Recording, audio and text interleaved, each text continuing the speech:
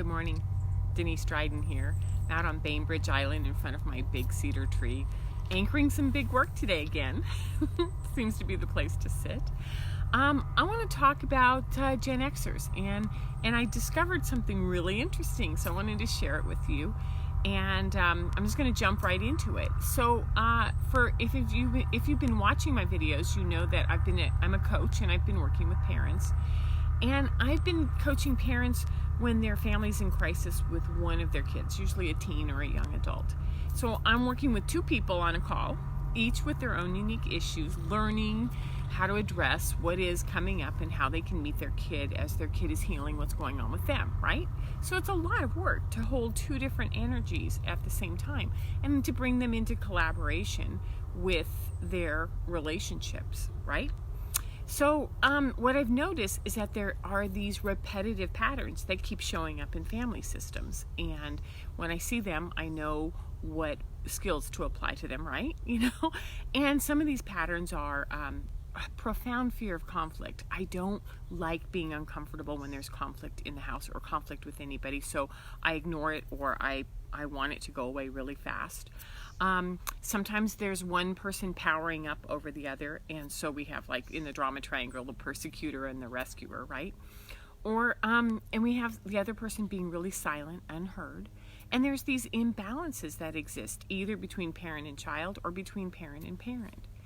So about 2 months ago, I was stuck, and I had an idea to bring astrology into the coaching situation and study, take what I've studied and bring it in and see what I learned if I went after Chiron, right? So Chiron is a planet that's called the Wounded Healer. It's the Wounded Healer. It represents this little tiny, and here's the symbol of it, right? It's a little tiny planet that goes between Saturn and Uranus, and it's shaped like a key, and it unlocks our powers and our strengths, but it also represents our deepest wounds. So where it is on the chart makes sense. So I was just playing with it, and all of a sudden all this information started coming out, because this planet takes 50 years to go around the zodiac sign. And it spends anywhere from 2 to 9 years in one zodiac. So anyone born within that time, and then it comes around, 50 years later, right? So we can expect to be reunited and reintroduced to something that happened from our childhood in our 50s. And I thought, this is pretty interesting. So somewhere between 49 and 51 is when our Chiron return starts, right? So suddenly I had a different kind of tool to work with parents and starting to make sense on a deeper level. Like, let's go after some of this core wound, and not to dwell on it, but to play with it and say, well, let's turn it into strengths. So, and then the thing I noticed is that, almost all of us are raising teens between 49 and 51, or young adults, depending on how early you started, right? So there just seems to be something really important there to pay attention. So this is where it gets really interesting. When Chiron hangs out in a zodiac sign for 2 to 9 years, that's the sign that gives us the most information we can access about ourselves. So right now, Chiron is in Aries. And Aries is the ram. Aries is, it's represented by fire. It's represented by the sun. It is in the zodiac, which I love, or in the tarot, it is the Emperor, which is this powerful, not going to stop at anything kind of guy, right? And he represents the divine masculine. So we're going to be hanging out in this Aries in Chiron for the next 9 years. So let's go back to the last time Aries was in Chiron, which is 1968 to 1977. So who was born at that time? Does that ring a bell? Ding, ding, ding. 1968 to 1977. So the Generation X group was born between 1964 and 1981. So much of this really powerful masculine energy of the Tarot Emperor and the Aries sign on the zodiac shows up in this generation. So this is what I've learned to understand about the parents that I've been coaching and about the GenX'ers, okay? is that there's a warrior energy. They fight for what they believe in. It's masculine. It doesn't mean that it's male. It means that it's masculine energy, which is a builder, an innovator. There's an aggressiveness. There's this pioneer spirit, like go out there and conquer something brand new, new frontiers. It's how we create a voice. It's how we bring our voice into our power. It's our authority. Let's see.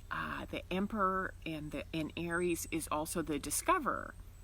It's where our creative wisdom comes from, and it's action oriented. So you can always think, if I need to do something, it's action oriented. That's going to be Aries, right?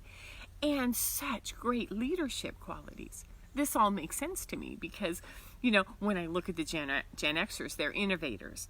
They've taken technology to a whole nother level. They've brought it into phones, into laptops, into our cars. We've been able to do Wi-Fi anywhere.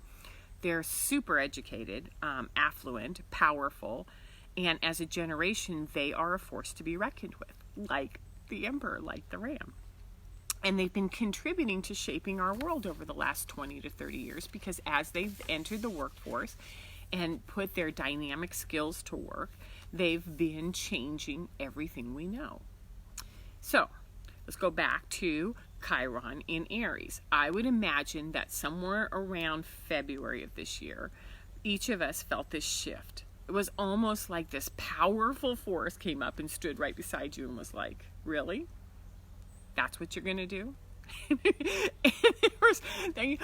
I have clients and they're like, what's going on right now? And so in February, we shifted out of Pisces into Aries, and Aries was like right in your face, going to make this happen. So maybe, just maybe, what you experienced is an old repetitive pattern started showing up again. You started to get triggered. Or an old story, your old childhood started to sort of play at you. That's right, this happened, right?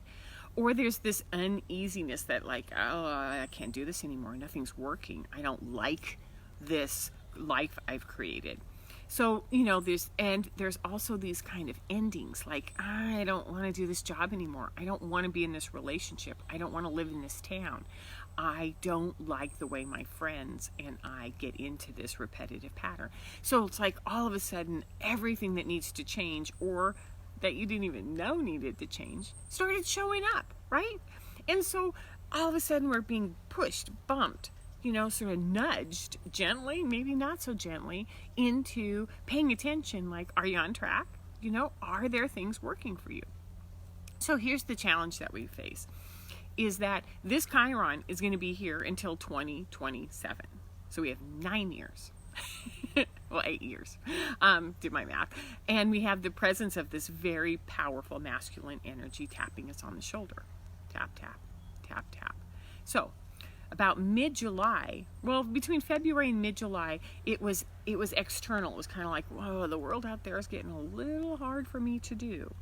And then in July 8th to be exact, it was almost as if that big, powerful masculine energy went inside and started to go, ooh, I can't ignore my feelings anymore. I can't even ignore my thoughts. Everything's talking to me at once. Okay? So when Chiron is in our lives, it's in our lives in a really big way. So we want to know, well, what do you want? Why are you here? So think masculine, think Ram, think ruled by Mars, think balanced, wise. And that you're going to have things revealed to you constantly. Like you look away and then it's like tap, tap, and you're like, okay, I will. It's going to push on us a little bit, right? And guide us. And he's going to be relentless, absolutely relentless on all levels. Pay attention, make some changes, pay attention. So this might be the most beautiful work you ever do if you stop fighting it, right? It's almost like, it's not a bully energy. It's more like a very wise uncle, wise, think of the male in your world that sort of gives you wise counsel and says, hello, so how you really doing? So when I stumbled across Chiron in astrology and put it into my coaching, so much to work with because we have a core wound, something that all of us have that was given to us, sort of like, hey, by the way, this is what you're going to work on. And it's going to show up and taint the lens we look at in everything we do. It's going to shape how we view the world. And it's going to show up in our relationships. It's going to show up in the work we do. It's going to show up in our health. So I'll give you my personal example. Here we go. Is that my wound is that I am really different than most people. I'm pretty intense, as you've probably figured out. And I have an intelligence that isn't something I can understand very well. And it's a unique intelligence, and it's mostly emotional, or it's sort of like energetic. And I was born into a family that's not emotional. So like, I was like, I'm trying to be me or try to talk, and there was just this disconnect. And I love these people, and there was this disconnect, right? So what happened was that I started to look for emotions anywhere else, anywhere where someone would give me an emotion that I could play with. And I would compromise my career and my finances, anything, to be in something that provided emotion. And all of my friends are about these deep emotional processing. We don't have light friendships. I have really deep, meaningful relationships. And what I also notice is that almost all of my health issues are down in my gut, which is how I digest the difference between me and the world, how I digest it. And so this could be my woe is me victim energy for the rest of my life. Or it's like, well, wait a minute.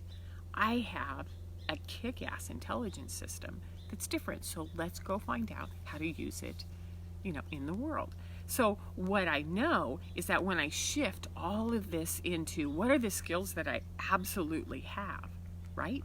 And this is what I'm learning, is that I have a knowledge about the internal body. I have a knowledge about the connection of emotions and how it shows up in our systems, right? So it's an intelligence of the flow of emotions and the systems and how they work and where they're blocked. So to bring this all together, when we have Aries in our lives for the next 9 years, and there's this huge population of movers and shakers, all of you beautiful GenX'ers who are shaping the world and aging into it and making it the way you want it, there's this powerful connection with Aries and his presence and his heat and his fire and his passion to show up. So how do you want to own it? How do you step into your super strengths? What really matters to you? So the first thing I came up with is that we allow ourselves to know that we're really being tapped. Tap, tap, tap, tap, dang. It's not going to go away. Time to explore that core wound, what I never really wanted to turn around and look at, and see the beautiful information it has to offer you. Number 2, celebrate your kick-ass strengths and let them guide you so that you can be conscious in your skills. You can be aware of where you put things out with this gentle kindness, this very masculine, wise leadership of this is who I am and this is what I know how to do.